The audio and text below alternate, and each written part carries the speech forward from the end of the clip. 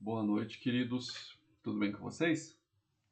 Mas vamos dar continuidade à nossa série sobre o mover profético, aquilo que Deus tem feito em nossos dias. E hoje eu quero falar, a partir de hoje, eu quero falar sobre 4 mentiras que o inimigo tem, de alguma forma, semeado no meio de nós como povo de Deus. E é muito sério o que temos vivido, porque nós temos como se fosse uma polarização. Um grupo que é extremamente místico, onde se move de uma maneira até exagerada, mas não compete eu aqui a julgar, né, porque eu não conheço o coração das pessoas, mas que é um exagero, e há um comércio, inclusive, sobre entregar profecias, e colocar um pix, e assim vai. Né? E o outro povo, com medo disso tudo, entra numa situação onde ele evita ter o contato com os dons espirituais, com as movimentações do Espírito Santo, e assim eles paralisam naquilo. Então eles só ficam, eles vão de culto em culto dentro das igrejas e ficam ali, mas eles evitam, né, criticam, eles se levantam contra o mover do Espírito Santo. Então são duas situações que causam um certo desequilíbrio, né? E tem um amigo meu que uma vez disse que Satanás habita nessas polarizações, nas extremidades, né? Então, mas eu quero falar exatamente sobre que precisamos entender que o Espírito Santo de Deus ele quer trazer um movimento puro, sabe, genuíno da presença dele, aonde vai haver manifestações de dons dele, sabe? As pessoas vão poder profetizar, serão e haverão profetas que poderão profetizar, trazer direções, sabe? Mas o que eu quero trazer aqui são 4 mentiras que paralisam a vida da pessoa no que diz respeito a mover profético, né? Eu fiz algumas anotações aqui que eu vou estar falando para vocês, explicando para vocês, né, um pouco dessas questões das mentiras de Satanás, tá? E a primeira é a que é a mais conhecida, principalmente dentro do povo que é mais tradicional.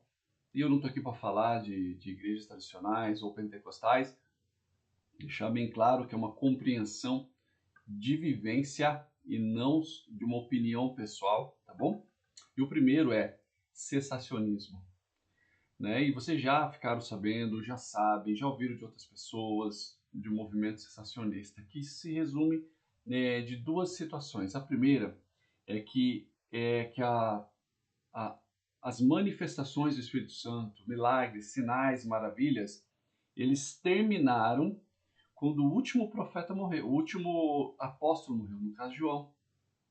A partir dali, cessou. Então eles acreditam que foi para eles, num determinado tempo e propósito, e o Espírito Santo parou de operar através da vida deles quando eles morreram. E as outras pessoas, os discípulos, pararam de se mover nisso. Se bem que historicamente a gente entende que à medida que a igreja foi ganhando, vamos falar assim, uma maturidade, né, ou pior, ela foi se envolvendo com o Estado daquela época, com Roma, o que aconteceu? Realmente houve um esfriamento na igreja, certo? E aonde a igreja entrou na era das trevas, mas não vamos entrar aqui na historicidade da questão do mover de Deus. Mas o que que houve? O povo ele se esfriou. Então ali deu lugar para vários tipos de doutrinas e ensinos de que o Espírito Santo ele só moveu através da vida dos apóstolos e ali acabou. São os cessacionistas. Eles terminaram a Bíblia ali, as movimentações, os testemunhos bíblicos quando os apóstolos morreram. O outro é através do empirismo, que aqui é da experiência. Ou seja, eu não tenho experiência, se eu não tenho fé para experimentar isso, então não é para mim. Se eu não tenho nenhuma experiência, para mim não serve, sabe? Mas a palavra de Deus diz aqui, em João 16, do 7 ao 3, diz assim: se eu não for, é Jesus Cristo falando, o conselheiro não virá para vocês, mas se eu for, eu enviarei. Mas quando o Espírito da verdade vier, ele os guiará a toda a verdade. A manifestação profética, ela está conectada com o Espírito Santo. Se o Espírito Santo é tirado de cena, é manifestação da carne. Para isso, precisamos do discernimento de espíritos. Às vezes é manifestação da alma, mas não tem como um genuíno mover profético estar desligado da ação do Espírito Santo. Não tem como. Você fluir nos dons, se mover profeticamente, sabe, manifestar o reino de Deus sem o Espírito Santo.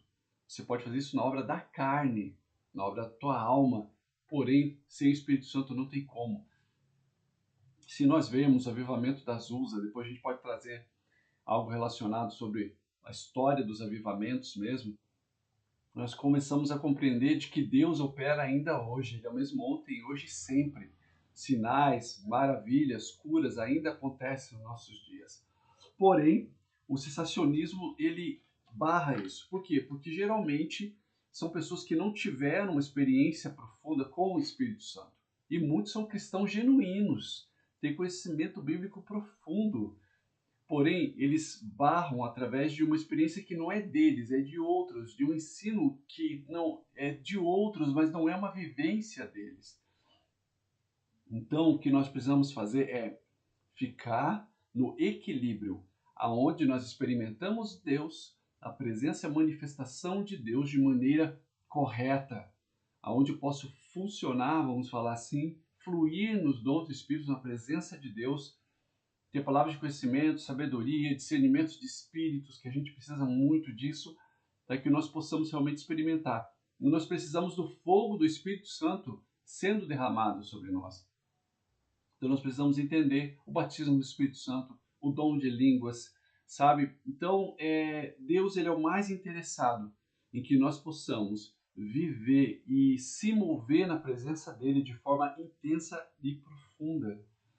Não tem como pregar um genuíno evangelho sem o Espírito Santo. Por quê? Porque ele é o consolador.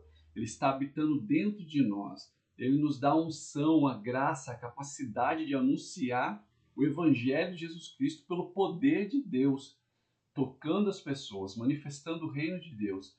Então, para combater esse sensacionismo, que muitas vezes está ligado a um preconceito, nós precisamos experimentar. Mas, puxa vida, eu não quero, eu tenho medo de tal pessoa me revele, eu tenho medo de ver aquela pessoa caindo ali na presença de Deus, sabe? Ou você já ouviu relatos de que a pessoa não estava caindo no Espírito de Deus, e sim era uma manifestação demoníaca. Ou você vê um pregador manipulando a manifestação do Espírito Santo, sendo que na realidade é a carne dele. Aí você começa a gerar um preconceito e limita a ação do Espírito Santo através da sua vida por causa de uma experiência de outra pessoa. Mas sendo que todo aquele que se debruçar na palavra de Deus, numa vida de consagração ao Senhor, jejum, oração, uma consagração e uma busca genuína, vai experimentar. A palavra de Deus fala, se nós, sendo maus, nós damos coisas boas às pessoas, aos nossos filhos, quanto mais o Pai vos dará o Espírito. Então nós precisamos entender ali o Espírito Santo. Precisamos entender e permitir que o Espírito Santo de Deus ele haja dentro de nós. Como havíamos falado antes, ele não é uma força, por mais que ele tenha força, poder, unção, mas ele é uma pessoa e deseja se relacionar comigo e com você. Por isso nós precisamos realmente permitir que o Espírito Santo venha e nos encha e incendeie as nossas vidas cada dia mais. Até a próxima, pessoal!